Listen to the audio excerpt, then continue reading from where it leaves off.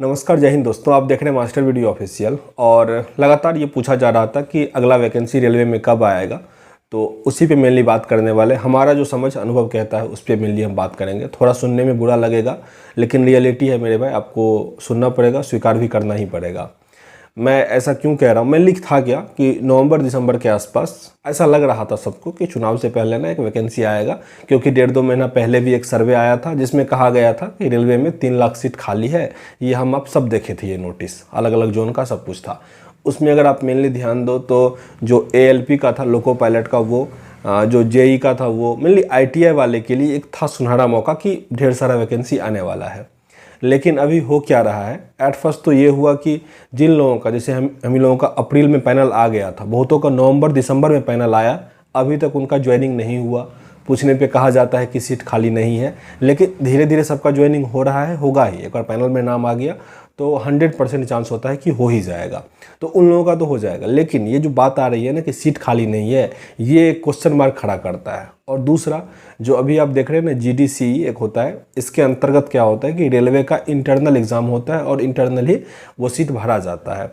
तो कल मैं 2 जोन का बना रहा था, एक बिलासपुर जोन का था और एक कोलकाता जोन का था। दोनों में 1-1 हज़ार सीट था। ऐसे अगर आप देखो जितना जोन है उसमें अगर 1-1 हज़ार सीट करके बहाली कर दे तो 15 से 20 हज़ार सीट तो वैसे ही भर जाएगा। और उसमें हम ध्यान दे रहे थे तो अधिकतर ALP का जो जूनियर इंजीनियर या फिर जो टेक्निकल, जिसमें ITI का डिग्री चाहिए होता है या फिर BTech वाले सब, उन लोगों का पोस्ट ही वहाँ पे भरा जा रहा था। तो चांस कम है वैकेंसी आने का, क्योंकि अधिकतर मुझे ऐसा पर्सनली लगता था कि ALP का वैकेंसी आएगा। इसका प्रूफ भी था कि आप देखे होंगे कोलकाता में एक्सीडेंट हुआ था, उड़ीसा में, उस साइड में बहुत अधिक खाली, अलग अलग जगहों पे ये चीज़ सीट खाली था। तो उसको वो, और इससे पहले जितना भी GDCE का जो इंटरनल एग्ज़ाम होता है, इतना बड़ा वैकेंसी इससे पहले कभी नहीं आया था।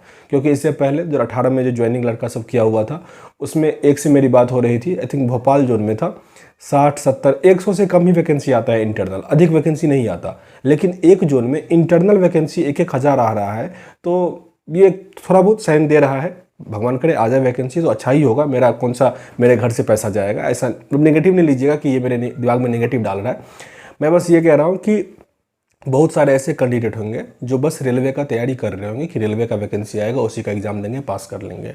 लेकिन ये चांस अब बहुत कम लग रहा है कि वैकेंसी आएगा। अगर आएगा भी तो बस एक होता है ना, जनता को खुश करने के लिए हल्का फुल्का वैकेंसी आ जाए। बहुत बड़ा वैकेंसी अब नहीं आएगा रेलवे में अभी हाल फिलहाल में, नहीं तो GDCE से इतना बड़ा वैकेंसी नहीं लाना चाहिए। आप लोग इसके लिए ये कर सकते हैं कि फेसबुक, व्हाट्सएप जो भी है, इस पर थोड़ा ये डाटा थोड़ा साझा करना कि 2019 का वैकेंसी था, अब फिर 2019 से, मान लो जो लड़का 2019 में तैयारी करना शुरू किया होगा उसके लिए अभी तक कोई वैकेंसी ही नहीं आया है। तो ये काफ़ी चीज़ है, मतलब गलत चीज़ है। तो इस सब को थोड़ा सर्कुलेट कीजिएगा ताकि थोड़ा माहौल बने, तो ये चीज़ आ जाता है, ठीक ना। तो इस सब पे थोड़ा ध्यान दीजिएगा। और पढ़ाई की बात करें तो ऐसा नहीं, किसी सब पे बस ध्यान दीजिएगा।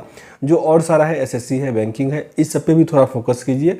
क्योंकि रेलवे का मैं खुद ऐसा एनालाइज किया हूँ कि बहुत पहले 2016 से, आई थिंक बहुत पहले से रेलवे का वैकेंसी नहीं आ रहा था, बस ग्रुप D का आ रहा था। 2019 में बहुत दिनों के बाद ये वैकेंसी आया, और फिर अभी 5 साल हो गया, फिर से अभी यही हाल हो रहा है कि लग नहीं रहा कि आगे वैकेंसी आने वाला है। क्योंकि जो सीट खाली था, जिसमें मुझे लग रहा था कि भले दूसरे पोस्ट का आए या ना आए, ALP का वैकेंसी आएगा ही आएगा, लेकिन उसको भी ये GDCE के थ्रू भरा जा रहा है, तो अब चांस कम लगता है कि इसका भी आएगा।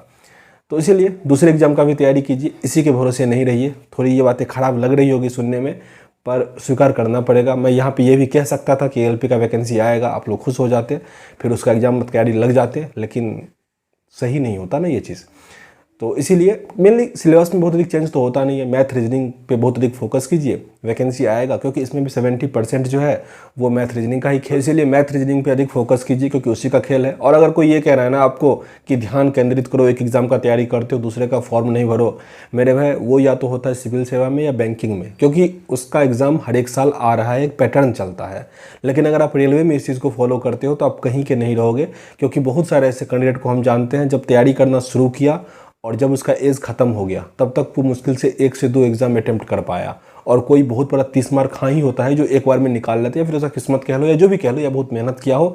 अधिकतर कैंडिडेट से ऐसा नहीं होता है। तो इसीलिए और भी एग्ज़ाम सबका मतलब फॉर्म भरिए, जो जैसे SSC का हो जाता है, या फिर स्टेट पुलिस, स्टेट SI, ये सब होता है ना, ढेर सारा होता है, इंटरनल, पटवारी, ये सब चीज़। तो इस सब का भी फॉर्म भरिए। हाँ, ये सब थोड़ा अलग हो जाता है सिविल सेवा का, या फिर जो बैंकिंग का है थोड़ा इसमें अलग हो जाता है, इंग्लिश इंक्लूड हो जाता है, करंट अफेयर थोड़ा चेंज हो जाता है, बैंकिंग चेंज हो जाता है। लेकिन और जो भी एग्ज़ाम है उस सबको भी साथ में लेके चल, क्योंकि क्या पता उसमें हो जाए तो और अच्छा बात है। इस वीडियो में इतना ही। थोड़ा जो सत्य था वो बताएं, अगर थोड़ा बुरा लगा हो तो यार क्या कीजिएगा, एडजस्ट कर लीजिएगा, क्योंकि यही रियलिटी है, ठीक ना। आ जाए वैकेंसी तो अच्छी बात है। इस वीडियो में इतना ही। कुछ और खास अपडेट होता है सजा किया ही जाएगा, वैकेंसी आएगा तो।